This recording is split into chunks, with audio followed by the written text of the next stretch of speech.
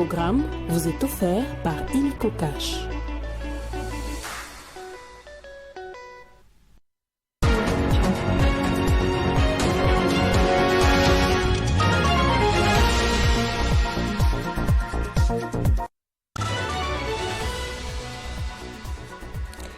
Guerre dans l'Est après le menace, Londres vient de passer à l'acte. Le gouvernement britannique a suspendu l'essentiel de son aide au Rwanda à cause de son soutien au M23. Hospitalisé suite à une double pneumonie, la santé du pape François s'améliore et il a proclamé de nouveaux saints, à en croire le Vatican. En sport, le Léopard Dames affronte ce soir les Zèbres du Botswana au Stade des Martyrs dans le cadre des éliminatoires de la Coupe d'Afrique des Nations 2026. Merci d'avoir choisi Télé 50 pour vous informer. Le gouvernement britannique vient de mettre en exécution ses menaces de sanctionner le régime rwandais à cause du soutien apporté par Kigali aux rebelles du M23, des sanctions mises en œuvre contrairement à l'Union européenne qui traîne encore le pied en raison des conflits d'intérêts entre ses membres.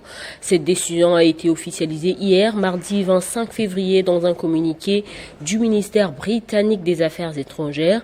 2 jours après la visite qu'a effectuée le ministre britannique des Affaires étrangères, David Lammy, au Rwanda le dimanche dernier. Le soutien de la presse aux actions du ministère des Affaires sociales, Action humanitaire et Solidarité nationale a été au menu des échanges entre Jean-Marie Kassamba, directeur général de l'Espace 50, et la ministre Nathalie Aziza Mounana. Ils ont ensemble abordé la question de l'accompagnement de la presse pendant la période de la crise humanitaire dans l'Est du pays. La ministre des Affaires sociales, Action humanitaire et Solidarité nationale, Nathalie Aziza Mounana, a reçu dans son bureau de travail le président de l'UNPC Kinshasa et directeur général de l'Espace 50, Jean-Marie Kassamba. Au menu des échanges, les rôles que doit jouer la presse quinoise pendant la période de la crise humanitaire que traverse l'Est de la République démocratique du Congo. En qualité de président de l'UNPC Kinshasa, Jean-Marie Kassamba promet son accompagnement au ministère des Affaires sociales, Action humanitaire et Solidarité nationale, dirigée par Nathalie Aziza Mounana. Bon, d'abord, c'est la première fois que Madame la ministre me reçoit en cette période qui traverse notre pays. Vu le rôle que Madame la ministre joue dans le domaine social, depuis qu'elle est au gouvernement, elle fait montre de beaucoup d'efficacité, non seulement dans toutes les interventions qu'elle fait sur le terrain, que ce soit ici à Kinshasa ou à l'intérieur du pays, mais également, elle a un profond respect pour la presse. Et bientôt, nous travaillons sur un projet de portrait de cette dame qui doit être présenté un peu autrement. Ça fait beaucoup d'années que Nathalie Aziza Mounana travaille dans le secteur de l'humanitaire, que ce soit pour l'aide aux femmes des militaires et des policiers, que ce soit pour les jeunes, que ce soit pour ceux qui ont des difficultés. Elle les fait à titre personnel, mais aussi dans le cadre de beaucoup d'associations qu'elle a. Et donc, aujourd'hui, c'était pour moi une opportunité à rendre hommage à cette dame. Et je pense qu'elle a beaucoup de rôle à jouer aujourd'hui et demain. Lorsqu'on parle de l'Union nationale, lorsqu'on parle de la cohésion nationale, il faut beaucoup compter sur la solidarité, sur le social. Nathalie Aziza Mounana a, par la circonstance, fait visiter à son hôte les installations de son ministère, à sa grande satisfaction. Il a été victime d'attaques de la part de membres d'un parti politique bien identifié d'après leurs termes. Sa famille politique, la coalition Lamuka, est montée au créneau pour dénoncer et condamner ces actes odieux visant Prince Epenge. Dans une déclaration, le lieutenant de Martin Fayoulou appelle le procureur de la Cour pénale internationale en visite à Kinshasa à inscrire, je cite, la milice du Force du Progrès et la brigade spéciale de l'UDPS parmi les groupes terroristes coupables de crimes et violations graves de droits de l'homme. La Mouka dénonce et condamne fermement le banditisme criant, cruel, dégradant, dont l'un de ses partis politiques, en l'occurrence ADD Congo, du président Prince Epenge, a été victime en date du 23 février dernier à Kinshasa de la part de la milice de l'UDPS dite Force du Progrès. Au moment où la Mouka est d'une part préoccupée par la crise multidimensionnelle qui sévit actuellement en République démocratique du Congo et d'autre part soucieuse de ne ménager aucun effort pour parvenir à la cohésion nationale au fin d'endiguer la crise politique, sécuritaire, économique et sociale qui a atteint son paroxysme avec la chute armée de Goma et de Bukavu, c'est en ce moment crucial où l'existence de l'État se trouve menacée. Que l'UDPS, au travers de sa milice Force du Progrès, s'évertue à casser tout élan de cohésion et d'unité nationale pourtant réclamé par le peuple congolais. La Mouka invite le procureur de la Cour pénale internationale en mission de travail en RDC à inscrire les milices politiques de Force du Progrès et de la brigade spéciale de l'UDPS sur la liste de groupes terroristes coupables de violations graves de droits humains. Et les lignes bougent au Parti du Peuple pour la Reconstruction et le Développement, PPRD. Après leur nomination, le nouveau vice-président du parti, le professeur Robin Minakou, le secrétaire permanent et les 2 adjoints ont été installés confortablement hier mardi au siège du parti. La cérémonie a été présidée par Chikej Diemou en présence des membres du bureau politique, du secrétariat national ainsi que de plusieurs cadres et militants du parti. Les militants, les cadres du parti, personne n'a voulu manquer ces moments des communions fraternelles du réaménagement du staff dirigeant du parti. Chikej Diemou, l'homme de la grande sagesse du parti, a été désigné par le président national du parti pour installer officiellement le professeur Robin Minakou à ses nouvelles fonctions de vice-président du bureau politique, poste nouvellement créé, faisant de lui le numéro 2 de cette formation politique de l'opposition. Docteur en droit à l'université de Kinshasa, ancien président de l'Assemblée nationale, député national doublement élu, Robin Minakou est récompensé grâce à sa fidélité et sa loyauté comme plusieurs autres cadres du parti. Tel que nous sommes là, du camarade qui est au fond, de la camarade qui est au fond, jusqu'à Chadari, jusqu'à Chikez, nous sommes des PPRD pur sang. Ça signifie que ton botami n'a qu'à t'y PPRD. Ton coli n'a qu'à t'y PPRD. Et ton coli n'y bangé. Nous pouvons avoir des temps de contradiction interne à la famille. Songi peut tambola entre biso, mais nous sommes des PPRD purs sang. J'essaierai de corriger ce que je dois corriger, notamment une relation particulière avec chacun de nous, sans entrer dans l'exécutif, parce que la tâche de la gestion du parti, c'est le secrétariat permanent. Le professeur Emmanuel Chadari, gardien du temple, est reconduit à son poste du secrétaire permanent. Bientôt, on va se mettre au travail pour restructurer les organes nationaux, les organes provinciaux et les organes locaux. J'ai pris le bon Dieu que pour que tout le monde se retrouve dans une structure. Et il faut avoir des ambitions parce que vous faites la politique. Les structures du parti, vous les connaissez dans les statuts. On va travailler, les chefs a dit, dans toute transparence pour que chacun avec ses compétences occupe un poste au parti. Ferdinand Kamberi et Lucien Kassongo ont été également installés dans leur fauteuil de secrétaire permanent et adjoint du parti. Mais dans la main, ils auront la responsabilité avec les autres structures de conduire à la destinée et l'avenir de ce parti pour les échéances électorales à venir.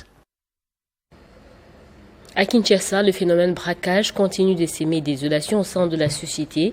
Le dernier bilan du braquage perpétré dans la soirée du lundi dernier dans une pharmacie à Lemba Super dans la commune de Lemba fait état de 2 morts et un blessé.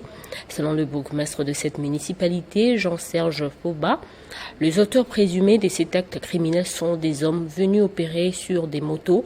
Il a par ailleurs lancé un message aux autorités politico-administratives pour prendre des mesures efficaces en vue de mettre fin à ce phénomène de braquage qui prend de plus en plus de l'ampleur dans la capitale. C'est une situation qui continue de s'aimer la désolation au sein de la société congolaise, avec le phénomène braquage qui prend de plus en plus l'ascenseur à Kinshasa. Plusieurs communes dans la capitale sont exposées à cette réalité qui cause non seulement de blessés, mais aussi des morts. Depuis le début de l'année 2025, à Bandalungwa, l'une des communes populaires de Kinshasa, les habitants n'ont pas respiré, s'exposant à ces phénomènes qui a tendance d'un film d'horreur. Des témoignages poignants explique qu'il y a eu 2 fois des braquages dans un mini-shop, un bar, dont les ravisseurs avaient emporté des grosses sommes d'argent et les bilans avaient fait état de 2 morts ainsi que quelques blessés. Plus tard, en mi-février de l'année en cours, le même drame s'est produit dans un supermarché de la commune de Matete. Fort malheureusement, les ravisseurs n'avaient pas atteint leur objectif, mais avaient toutefois ôté la vie d'un agent de sécurité. Ce vol à main armée s'est fait également observer dans la commune de Lingala, toujours au cours de ce mois de février. Un changeur de monnaie appelé communément cambiste qui a été cambriolé au cours d'une opération criminelle organisée aux alentours du rond-point Étienne Tshisekedi, ex-avenue des Huileries.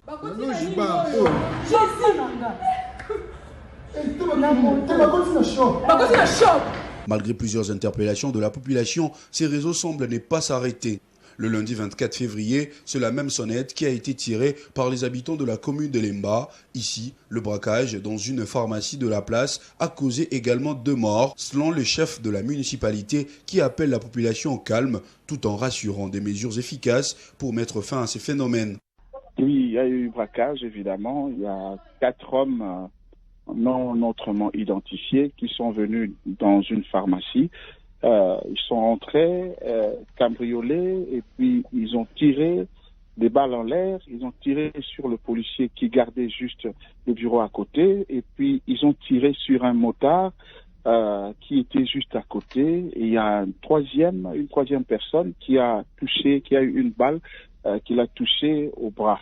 Que la population garde son calme, il n'y a vraiment pas de problème.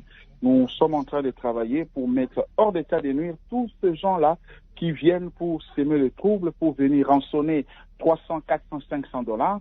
Et nous allons les arrêter et puis nous allons démanteler ces réseaux-là.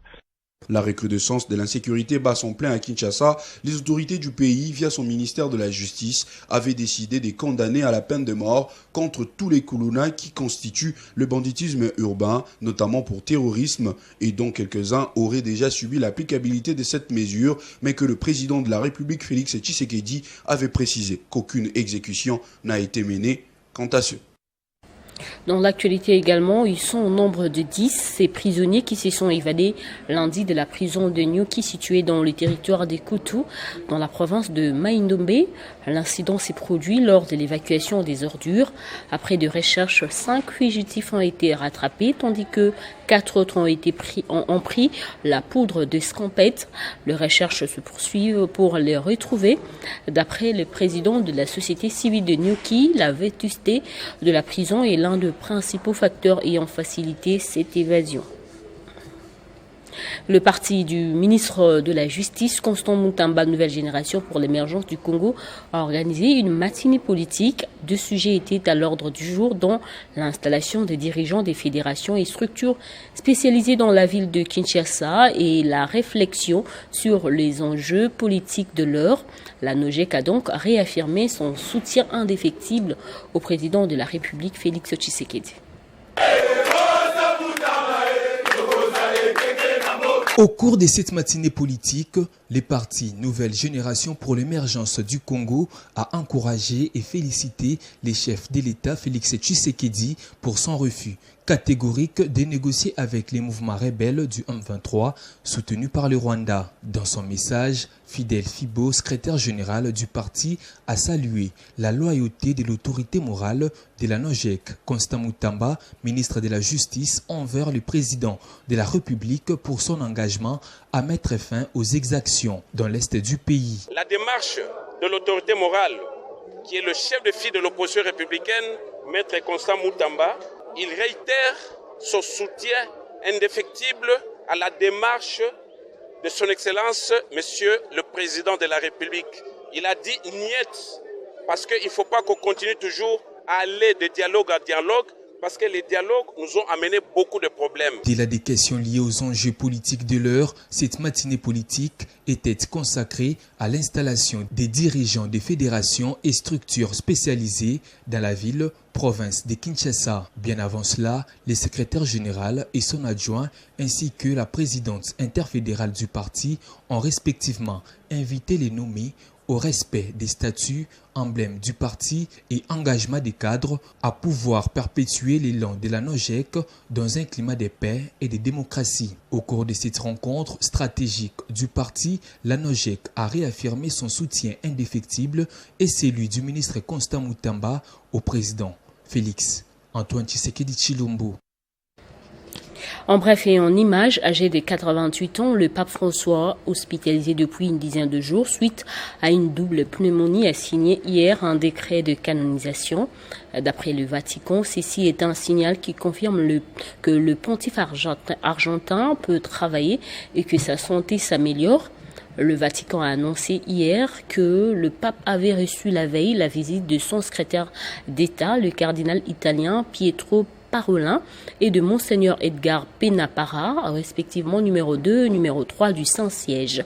Au cours de cette visite, la première depuis son admission à l'hôpital Gemelli de Rome, le pape a autorisé la canonisation de 2 laïcs du Venezuela et d'Italie et a convoqué un consistoire, une assemblée de cardinaux dont la date n'a pas encore été précisée. En sport, les Léopards dames affrontent ce mercredi les Zèbres du Botswana au stade des Martyrs.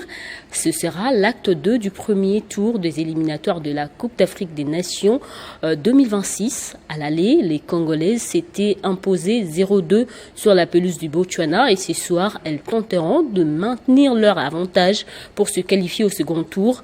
Mais comment s'y prendre face à l'équipe du Botswana qui cherchera à renverser la vapeur? Écoutez la réponse de l'assistante numéro 1 des Léopards dames, Lamia Boumedi.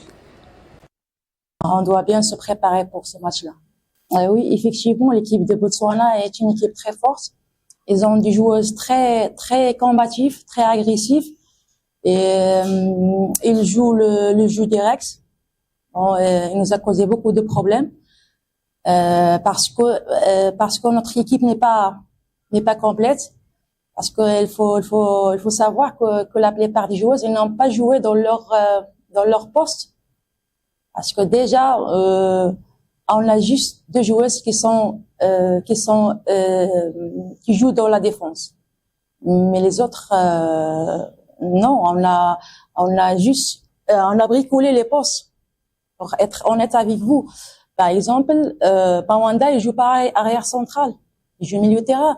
Par exemple, l'arrière gauche, il joue pas arrière gauche, il joue aile gauche. On a joué juste avec 2 défenseurs. C'était Béné et Bélange. Donc demain, ça sera encore un match chaud. On en vient au rappel des titres. Gardons l'Est après les menaces de Londres vient de passer à l'acte. Le gouvernement britannique a suspendu l'essentiel de son aide au Rwanda à cause de son soutien au M23. Hospitalisé suite à une double pneumonie, la santé du pape François s'améliore et il a proclamé de nouveaux saints, à en croire le Vatican.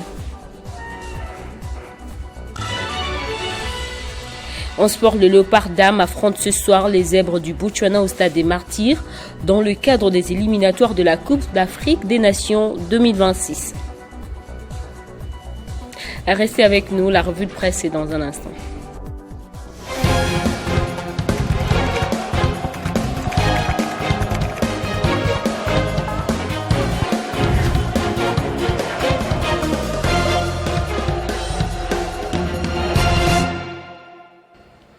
C'est avec Nathan Diamete que nous allons parcourir le journal paru ce mercredi. Bonjour Nathan. Bonjour Bédrine. Et on ouvre avec ce sujet: guerre dans l'Est de la République démocratique du Congo. Le Royaume-Uni suspend son aide financière au Rwanda. Effectivement, Bédrine, les déboires diplomatiques qu'est subi le Rwanda font la une de plusieurs journaux parus. Aujourd'hui, nous commençons ces tours d'horizon avec le journal Le Tropique des tempêtes qui écrit sur sa une: Londres frappe Kigali, l'aide bilatérale suspendue. Bédrine, ce journal informe que le Royaume-Uni a exprimé lundi 24 février sa profonde préoccupation face à l'escalade du conflit dans l'Est de la République démocratique du Congo, dénonçant justement les récentes offensives du mouvement du 23 mars et de l'armée rwandaise comme une violation inacceptable de la souveraineté et de l'intégrité territoriale du pays. De son côté, Congo Nouveau précise que face à l'intensification du conflit et à l'implication du Rwanda, le Royaume-Uni suspend la participation de ses hauts responsables aux événements officiels du gouvernement rwandais et réduit ses activités de promotion du commerce avec ces pays. Pour sa part, Forum des As note tout en mettant sur sa une: Londres coupe ses aides au Rwanda. Dans son tabloïd, Londres demande désormais un retrait immédiat des troupes rwandaises et un engagement de bonne foi dans le processus de paix sous l'égide des anciens dirigeants africains mandatés par la communauté des développements de l'Afrique australe SADC. Malgré ces efforts, la situation reste extrêmement volatile, conclut ces tabloïds Bédrine. Pour clore ce tour d'horizon, le média en ligne wise.cd à son tour s'intéresse essentiellement à Maxime Prévost, ministre belge des Affaires étrangères, qui se réjouit de sanctions de la communauté internationale, tout en précisant que l'Union européenne désapprouve la manière dont le Rwanda se comporte, causant des conséquences dramatiques à l'est de la République démocratique du Congo, et compte durcir ces sanctions, durcir justement les sanctions contre le Rwanda. On termine avec ce sujet assez une nouvelle bonne plutôt, avec religion. Enfin, le pape François se porte bien. Effectivement, c'est un ouf de soulagement pour les fidèles de l'Église universelle qui d'ailleurs continue de prier pour le rétablissement total de la santé du souverain pontife. Nous commençons avec l'information officielle de Vatican News qui écrit à sa une: le pape a passé une nuit calme et se repose. Rapporte justement que ce mercredi matin 26 février, la salle de presse du Saint-Siège informe que le Saint-Père a passé une nuit tranquille. Les chaînes des prières continuent pour la santé du Saint-Père. Mardi soir, place Saint-Pierre, le cardinal Tacle a présidé la prière du chapelet en présence des centaines des fidèles. Bédrine, comme chaque jour depuis les débuts de son hospitalisation, un bulletin de santé lui est plus complet sera publié en début de soirée, ajoute ces tabloïds. France Live, dès son côté, pointe sur sa une: le pape François a encore passé une nuit tranquille, mais son état de santé reste critique. Pour ce portail Bédrine, chaque jour, le nouvel de la santé du souverain pontife tombe sous la forme d'un bref communiqué du Saint-Siège, hospitalisé pour une double pneumonie depuis le 14 février 2025. Le pape François, 88 ans, d'après son dernier bulletin de santé publié hier mardi soir. L'état du souverain pontife, lui qui est d'ailleurs argentin, reste critique mais stationnaire. Et merci Nathan pour cette sélection. C'est moi que je vous remercie, Bédrine. Et c'en est complètement fini avec ce journal. Merci de l'avoir suivi.